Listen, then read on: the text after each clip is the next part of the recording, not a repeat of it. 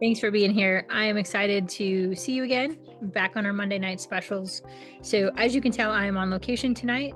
So, let's get into it. And do we not love, to me, this is just a checkpoint that it's a light out later. So, we are getting to the longest days of the year. And it's just wonderful for it to be light the whole time we're here and even after. So, you can go for a walk when we're done. So, if that sounds good to you, we will get right into it. Let's see. Can you see my slides? Give me a thumbs up. Can you see my slides? Yes, thank you. All right. Finally. All right. So here we go.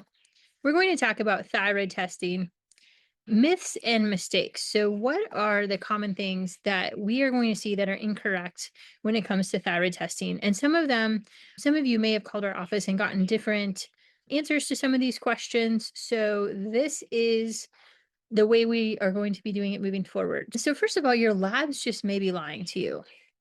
If you've gone anywhere else and you've been told by doctors your labs are fine, everything's fine, your thyroid's fine, about 95% of people with quote normal labs, I find a good reason to treat. So we need to start by that. And we need to understand, why is there such a discordance between thyroid labs and thyroid function? So we're going to get into that, because literally, if this is all we did for patients, we would change lives all the time. So it's obviously not all we do, but very important to understand this.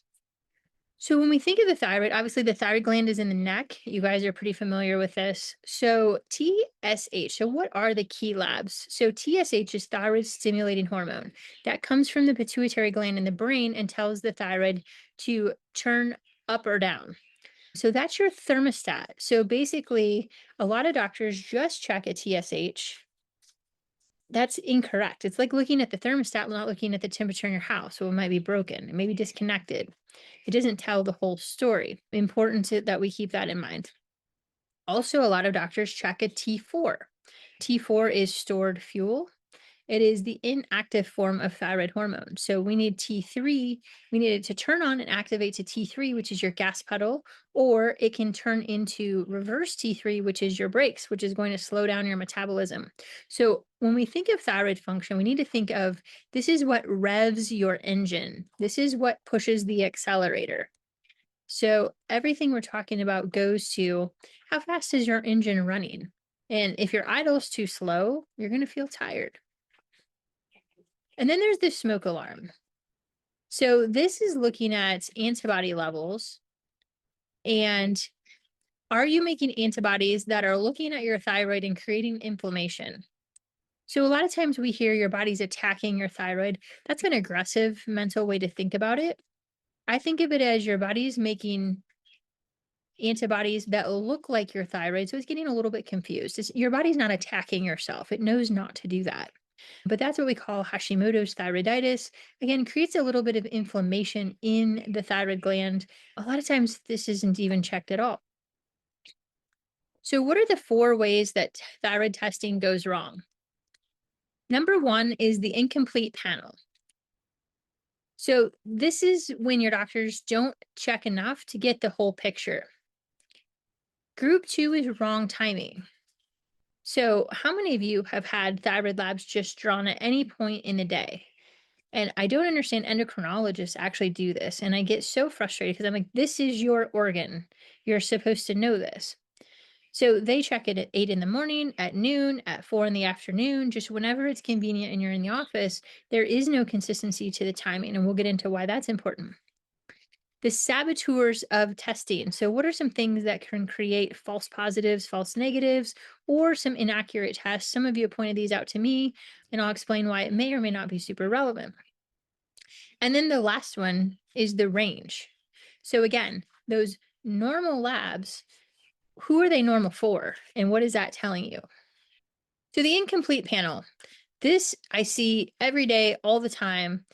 A normal TSH. So this is very common if you go in the ER, if you go to your PCP, they just grab a TSH and they think that's good. If that's high, you're hypothyroid. If that's fine or low, you're fine. So that is a terrible way to check thyroid, especially if you're on medication. So one of the very common things that we see is patients come into us and somebody else has grabbed their labs and checked.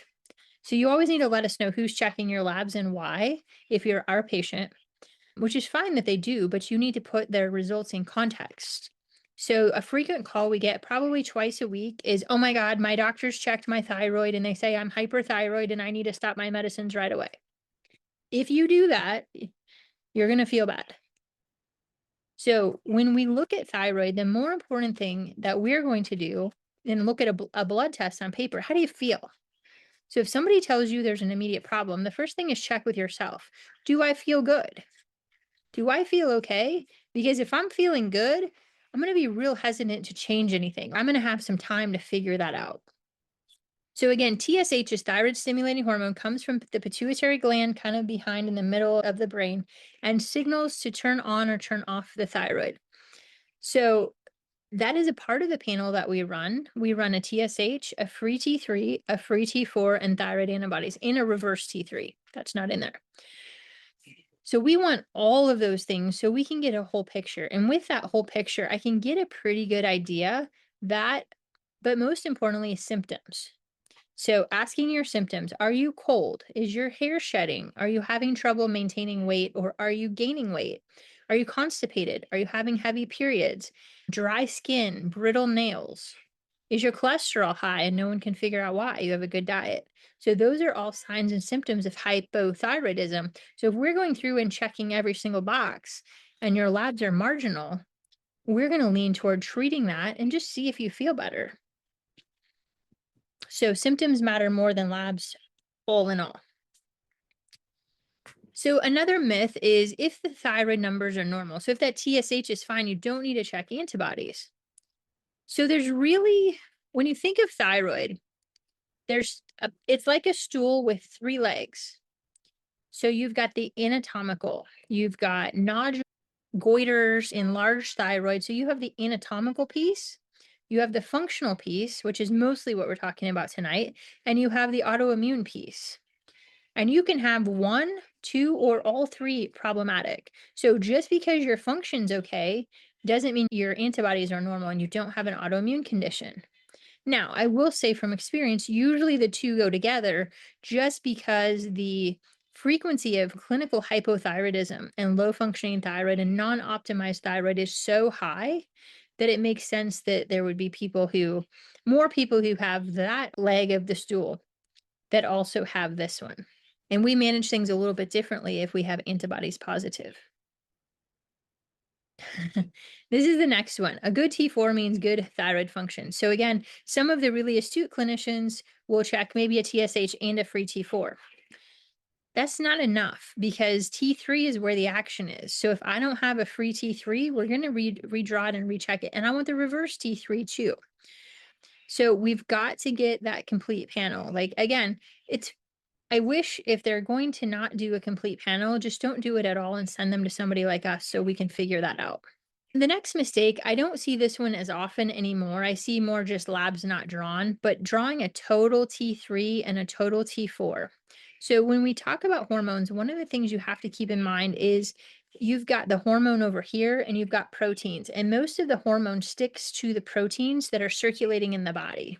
So they're not free to be used. So we're going to specifically look at free T3 and free T4. So that's the part that's not bound to protein that you actually can use. So again, I don't even usually order a total because it doesn't matter. So I just try to save patients the money and not have to pay for that. So I see these a couple of times, the T3 uptake and the free thyroxine index. So these are really dinosaurs. These are outdated labs before we had a free T3 and a free T4, because when we couldn't measure those, this was trying to figure out how much of the T3 was being used. So are we hypothyroidism or are we hyperthyroid based on the labs? So we don't need these anymore. So again, I don't order them. They're not on my panels. There's no need to get any of these if we get the free T3 or free T4. So again, if you see these, you're probably dealing with someone who's a little outdated in their management and probably not going to manage you in the way you would like to be optimized. So the second mistake or theme of mistakes is wrong timing.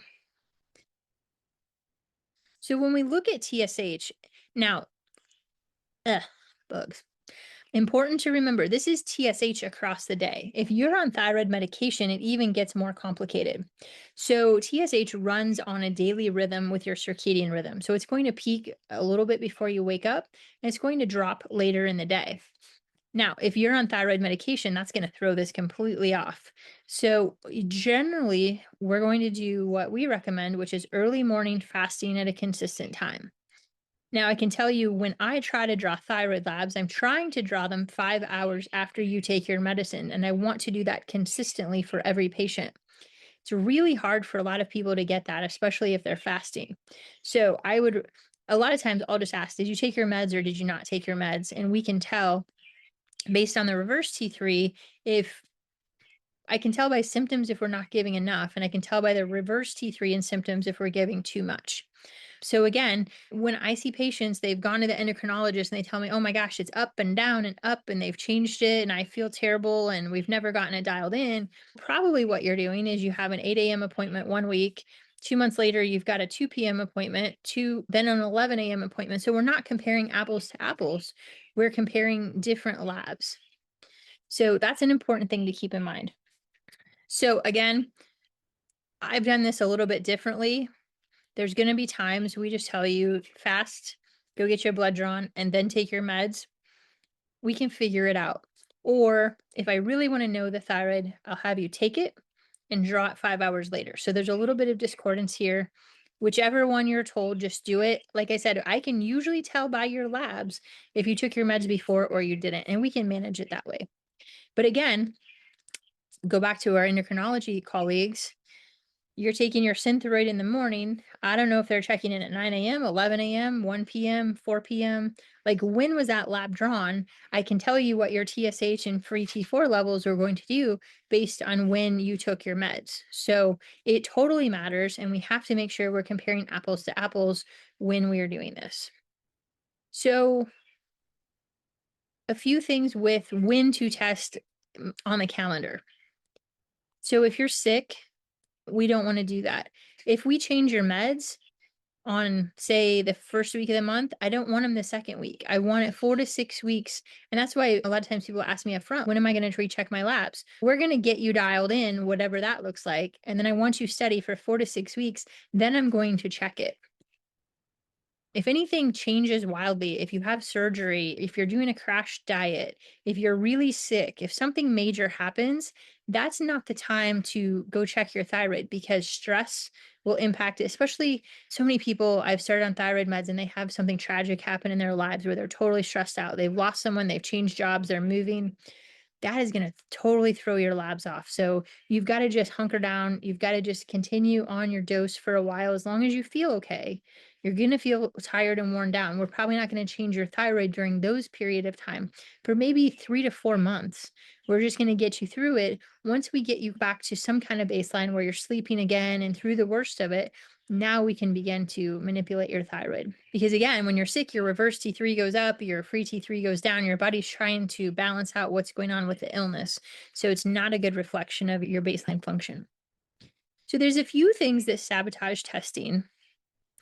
One of them you guys have pointed out to me, and again, I don't give it a lot of credence, but if you want to be very specific, biotin or B7 is one of the things. It's in a lot of the skin, hair, and nail supplements. So you heard it from that. Some of the collagen powders. So it does interfere with the TSH and the free T3.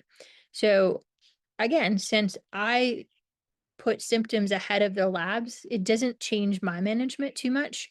But especially if you're getting your thyroid managed somewhere else, it may impact it if they're totally going by lab values. So biotin is an easy thing to hold for a few days before that. Okay. We all know we're not supposed to eat before we take our meds or while we're taking our meds. So same goes with labs. And this is the principle that's consistent. You're always going to do fasting labs first thing in the morning on an empty stomach. So it will help get you the best TSH level. So you can see here, again, first thing in the morning on an empty stomach for the most part.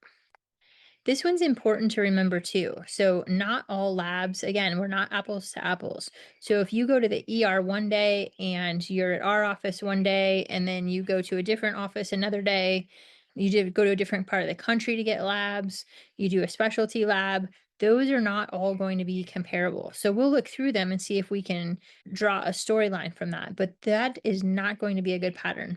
So we are trying to lean more toward LabCorp because of their customer service. It's a lot better. Same time, same lab, same rhythm on your labs so that we can get the best comparison over time. So why do we treat when your labs, quote, are normal? So how do we develop these ranges? You guys have probably heard me say this before, but they go out and they'll take samples from 10,000, 100,000 patients. They'll put it on a bell curve, and right in the middle is, quote, normal. That's just average for the population. So you've got people in there that are sick, that are dying of cancer, that have heart disease. Those are not an optimized healthy population. Those are just the population. So when we're looking at it, we're always going for optimized for you. So we have to consider what's your energy level? What's your cellular health look like? Are you exercising? Because you need to exercise so that the cells open up the receptors and the thyroid can trigger that. The ranges are a starting point. If your TSH is high, that's a definite you need it. But other than that, we really have to put it into clinical context and understand a little bit more about that so we can optimize. And if any of you who've gone through this have your thyroid optimized, and then we add, say, hormone replacement, we have to readjust it. So things change physiologically over time as we add different treatments, and we have to adjust to that. So the normal range doesn't impress me much. So the panel that you're going to get from us is on the left: TSH, free T3, free T4, reverse T3, and the antibodies.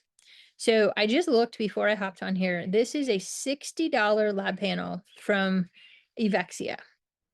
So $60. I think they throw on some change and you pay a draw fee if you don't come to the office, but that's $60. So we should be able to check at any time. Now, if you're on Medicare, this is a lab we should be able to do pretty much whenever we need to do it, up to once a month or quarterly, especially if we're changing medications. So this isn't one that should trigger a lot of concern that it will get denied for frequency. But that's the panel, $60. That's pretty affordable for labs. So again, we're going to draw this early morning fasting before your thyroid dose. Maybe not take any biotin, retest in 6 to 8 weeks, and try to do it when you're feeling okay each time, and delay the test if you're sick or something major happens in life. So there's your checklist. All right. Short and sweet tonight. So what questions do you guys have on thyroid? This is one of the most common things we see in the office. If you're our patient, we're looking at this. We may talk about trying thyroid medication. Sometimes we try it and patients don't feel well on it. So then we pivot, because how a patient feels is the most important thing to managing and optimizing thyroid. Cool. Timely discussion from Joanne. Thank you. Does anyone have questions in the Q&A? I don't see any, but any. So we talk about this a ton in the office. We talk about this with individual patients, but I just wanted to do an overview of testing and why does it matter? Why don't we follow it? Again, I do a lot of explaining to patients. They told me my labs are normal, so why are you treating me? Or they leave and why did you change it? Why are you treating me? I went to the hospital and they told me to cut it. Why should I do that or not do that? Probably 3 or 4 times a year, we'll have patients get admitted to the hospital for tachyarrhythmias. So AFib, sinus tachycardia, things like SVT. So when they're told that their thyroid meds caused it, it might have. We're not just saying, no, it's not your thyroid meds, but I've had patients on the same dose for 2 years that goes in with AFib and all of a sudden it's their thyroid meds. I doubt that. So we do want to be involved in that. If you're in the hospital, you follow the hospital, do what they say, and then let us know. So when you get out of the hospital, we can help smooth that transition. Because if you're dialed in and your labs just look funny and they stop it or cut it in half, you're going to feel bad in about 2 weeks. So we just want to make sure that's not an abrupt drop off, that's okay. Any notes on meds you like or don't like? Yes. We heavily lean toward NP thyroid. So Nancy Peter, NP, natural porcine. That is the desiccated thyroid extract. So it's been around over 100 years. It comes from pigs. So the only patients we generally don't do that in is if someone has an objection with pork products, religious, ethical, or otherwise. That's my heavily preferred. It's certified gluten free. Patients do extremely well with it. We don't need to have any complicated do this dose on these days and this dose on these days. It's pretty consistent across the board. Some people drop it a day a week just because they feel better that way. Armor thyroid is a close cousin to that. So that is an adequate substitution if somebody has problems with the NP. And then there's a new generic out that I'm looking into. So we just got word from Neil's Pharmacy in St. Louis. They got a decent cash price for us. So we might be able to move some of those prescriptions locally. So they're working with us to try to meet that need, knowing that we use that product a lot. Again, if a patient has ethical concerns, doesn't want pork products, there's a supplement that comes from beef thyroid. I know Sarah's used that with a number of patients, so that's an option. We can also do a Synthroid and Cytomel combination where you need two prescriptions and you can take it together and try to get the same. I just don't see the results as good, but that's the alternate if we can't do the NP. If your thyroid, how does that affect your cholesterol? Yeah, so high cholesterol is actually a sign and a symptom, or a sign of hypothyroidism. So all the time, I consider that a point on the hypothyroid scale. I think I've only had out of hundreds, two patients that I treated their cholesterol with thyroid meds and it didn't budge. So then we took them off and looked at other things. But for the most part, people with pretty high cholesterol levels, once we optimize thyroid, that gets corrected. Good question. Does ferritin have any impact on thyroid labs? Yes, it does. So ferritin interplays with TSH and the thyroid hormones quite a bit. So we need to optimize for ferritin as well. So that's one of the things we look at. If you look at the ingredients for thyroid, iron, selenium, zinc, iodine, and then a number of other B, D, and A, all are part of the recipe and the ingredients to make thyroid hormone. So if a patient's deficient in any of those, we need to replete those buckets as part of a comprehensive treatment plan. Yes, we do need to optimize thyroid, and ferritin's part of all of our panels, so we usually get that. What causes thyroid nodules and Hashimoto's? So the nodules, I don't know. Hashimoto's, generally that's going to be a gut problem. So autoimmune, generally we think of starts in the gut and is more of a leaky gut situation. So as part of a Hashimoto's panel, we're going to be gluten-free, doing stool testing and healing the gut. We're also going to be doing things like maybe low-dose naltrexone.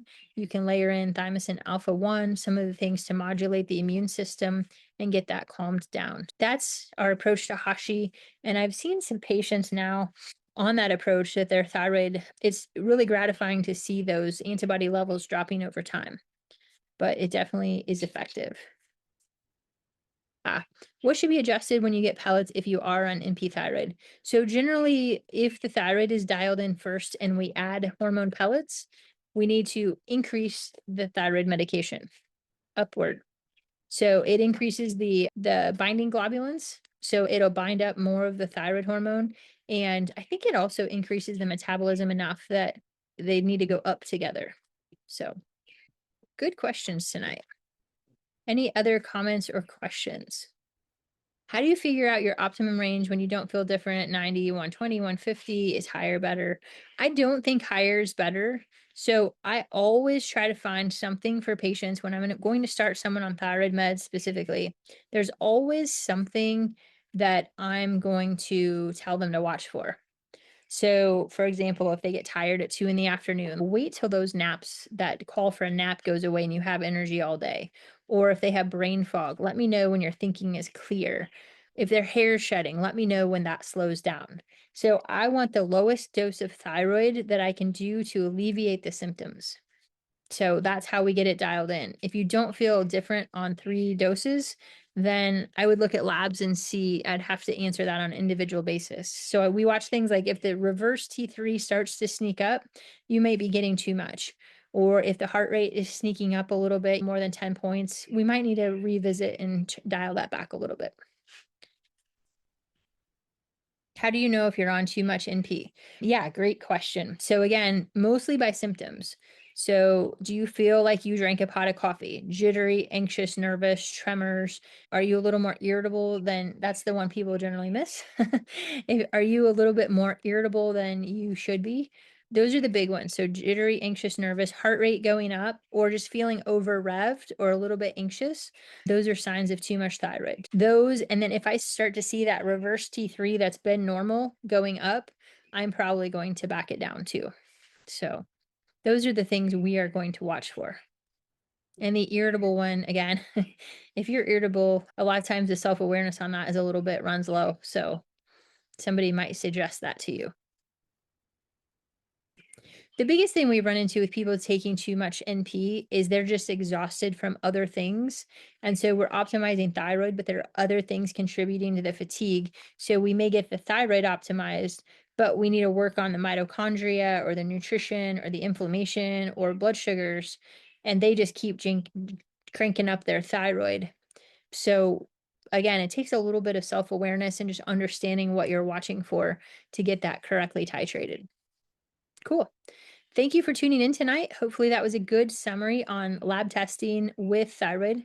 Last week we had a good peptide talk. If you were here, thank you for coming. The recording messed up, so I'm actually going to do a special recording on that and we'll get it on the YouTube channel this week. So stay tuned for that. That we will be working on and get that so you have information there. And if there's anything we can do for you, let us know. If you're going on vacation this summer, if you are going on vacation this summer, what happens to most of us, if you're going and then you stop and go on vacation, guess what happens? You get sick. It without fail. So if you're planning a vacation, one of the best things you can do is come in and get an infusion before you go to pump you up, support your immune system a little bit, get your sick box ready to go so you don't ruin your vacation. Happened to me a lot, happened to my family. We just had people last week that came in and we avoided that. They feel a lot better. So don't forget about that. And I will see you guys next week. Peace out. Have a good one.